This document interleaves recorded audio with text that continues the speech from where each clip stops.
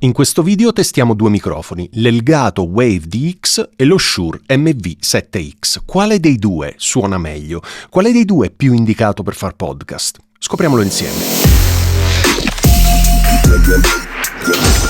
Come ti raccontavo nell'introduzione, oggi testiamo due microfoni che sono due microfoni molto utilizzati e molto conosciuti, ma voglio farti notare prima i punti in comune di questi microfoni e poi i punti in cui questi microfoni sono molto differenti.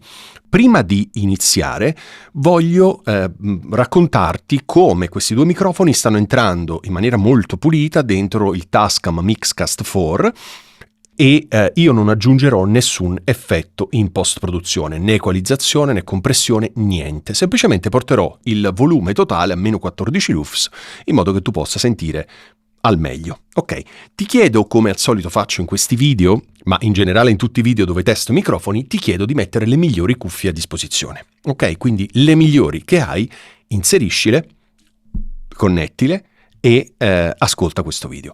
Allora, questa è la premessa. Ci siamo detti che sono due microfoni simili in alcuni punti. Quali sono questi punti? Allora, innanzitutto sono due microfoni dinamici. Dinamici significa che non necessitano della 48 volt. Ok, quindi puoi pilotarli tranquillamente senza dover attivare la Phantom o 48 volt.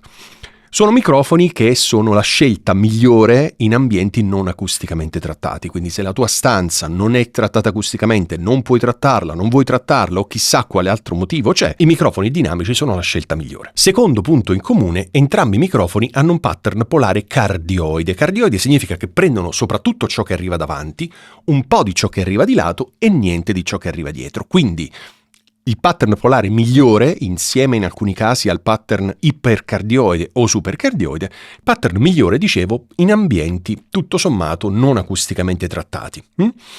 O comunque, diciamo, il pattern migliore per la voce parlata e non solo. Poi io in questo canale parlo solo di voce parlata, quindi mi riferisco solo a quello, però ovvio che questo tipo di pattern può essere utile anche in tante altre situazioni. Nel frattempo che io parlo, tu vedi che sto switchando tra i due microfoni e quindi ti rendi conto di come suonano entrambi i microfoni, ok?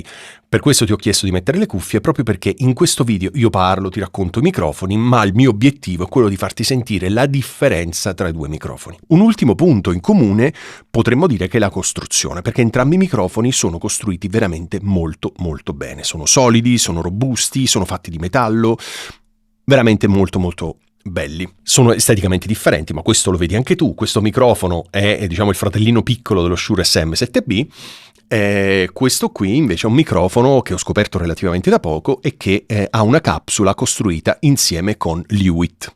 Ok. Bene, che cosa dirti?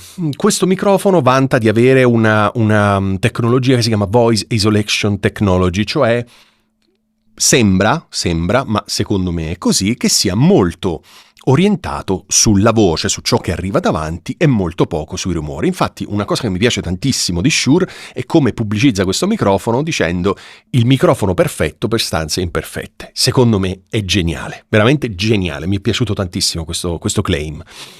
Ok, nel frattempo tu stai sentendo i microfoni. Ora veniamo alle differenze. Le differenze sono sostanziali da un punto di vista sonoro, no? Perché ti stai accorgendo tu da solo che questo microfono è più chiaro, questo qui è più scuro. Questo non è un bene o un male, no? Spesso le persone vogliono i microfoni scuri, come se il microfono scuro fosse la soluzione a tutto, come se rendesse la nostra voce più bella. In realtà non è così, dipende dalla tua voce. E io dico sempre che i microfoni sono come profumi, cioè ok, lo guardi nel negozio, è bellissimo, ma solo nel momento in cui te lo spruzzi addosso puoi vedere come ti sta. Allo stesso modo, solo il microfono, solo provandolo sulla tua voce che è diversa rispetto a quella degli altri, puoi sapere come funziona sulla tua voce. Ok? Perché magari lo senti a me, ti piace un sacco, lo provi tu e non ti piace. O al contrario, lo provo io e non ti piace, poi per caso lo provi tu e ti piace tantissimo. Ok? In conclusione, non è che chiaro è il male e scuro è il bene, ok? Dipende dalle voci. Quindi, per alcune voci, questo microfono qui che è più chiaro potrebbe essere la scelta assolutamente migliore. Questo qui che è più scuro potrebbe essere la scelta più sbagliata in assoluto per alcune voci. Ok? Quindi non lasciarti influenzare, voglio un microfono scuro, ma perché? In base a cosa? Cioè, pensi che il microfono scuro ti faccia suonare meglio? Dipende dalla tua voce. Ok? Se hai già una voce scura, probabilmente un microfono scuro non è proprio la scelta migliore. Oppure se hai una voce chiarissima, probabilmente un microfono troppo chiaro, ma non è il caso di questo perché questo è molto equilibrato, potrebbe non essere la scelta giusta. Quindi non lasciarti deviare dalle mode o da quello che senti, ragiona con la tua testa e soprattutto con le tue orecchie. Io parlo, ma ti faccio sentire i microfoni. Dal mio punto di vista, questo microfono costa 110 euro, ma su Amazon l'ho trovato anche in offerte veramente molto interessanti, ti lascio il link in descrizione. Questo qui costa 160 euro e non si trova spessissimo in offerta, ma comunque ti lascio il link, caso mai dovesse andare in offerta, così lo scopri.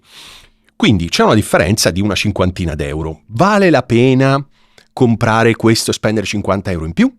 O meglio risparmiare 50 euro e comprare questo? Dimmelo tu, ovviamente. Io ho le mie idee, ma vorrei che me lo dicessi anche tu nei commenti. Dal mio punto di vista, qualunque dei due compri, non sbagli, perché è vero che questo è un po' più scuro e questo è un po' più chiaro, ma entrambi sono due ottimi microfoni. Non solo per iniziare, ma sono due ottimi microfoni con cui fare podcast, video podcast, quello che ti pare, in maniera molto seria. Quindi io non mi farei assolutamente problemi. Qualunque dei due, metti caso che trovi questo con anche il 40% di sconto perché è capitato, caspita, prenditelo subito, non ci pensare.